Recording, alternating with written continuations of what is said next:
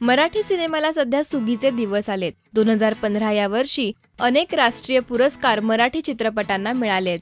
फक्त कंटेंट वाईजच नाही तर बॉक्स ऑफिसवरही मराठी चित्रपटांना उत्तम यश मिळालंय।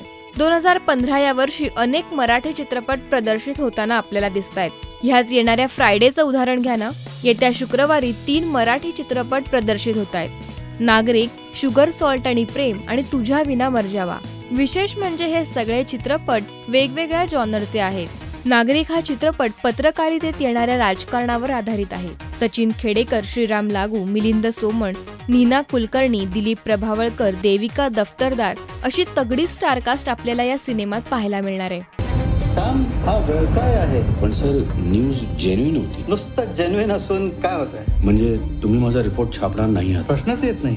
विकास पाटलाकडनं महिन्याला किती रेव्हेन्यू येतो? त्याचा जॉब करा ना, ही खुर्ची का सोडवता? शुगर सॉल्ट आणि प्रेम या चित्रपटामध्ये आपल्याला कधीही एकत्र न पाहिलेली एव्हरग्रीन स्टारकास्ट पाहायला मिळेल।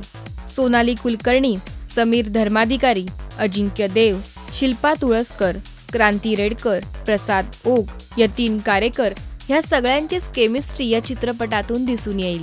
योगायोगाने भेटलेल्या 3 मैत्रिणी आणि त्यांचं आयुष्य बदलून टाकणाऱ्या घटना यावर हा चित्रपट आधारित आहे। एक स्त्री जर स्वतःच्या अख्ख्या कुटुंबाचं भविष्य घडवू शकते तर ती स्वतःची स्वप्न नक्कीच पूर्ण करू शकते, नाही का? तुझ्या विना मर्जावा या चित्रपटात पंजाबी कुडी निशा आणि मराठमोळा अनिकेत यांच्या प्रेमाचा अनोखा अंदाज पाहायला मिळेल।